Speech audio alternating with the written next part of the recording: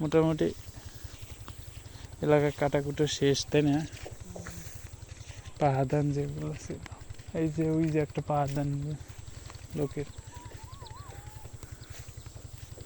আগে বুঝি নাই ধান কি করে। ওখানে গিয়ে কাজ পাইছি, কইছি এখনো না, ঢাকা কাল সকালে যাইব, ও মানে এখনো পৌঁছাই নাই। নাই, এইটাই আমি কইতেছি যে ও এখনো ফ্লাইটেই ওঠে নাই। হনে যাওয়ার পরেও 10-15 দিন হনে রেস্ট নিব, এটা ওটা কাজ কাম সব কিছু চিনবি, তারপরে কাজ দিবি। ও কিসের কাজে গেছে হয়তো বা কোনো কোম্পানির। আমার মনে হয় এসএসসি পাস করে গেলেই ভালো হইল। আরে ভাই, বিদেশ যাওয়াতে বিদেশ যাওয়া, সিস্টেম মতো বিদেশ যাওয়া, বুঝো নাই? কিন্তু আপনার হলো এসএসসি পাস করে গেলি আর কত সুবিধা।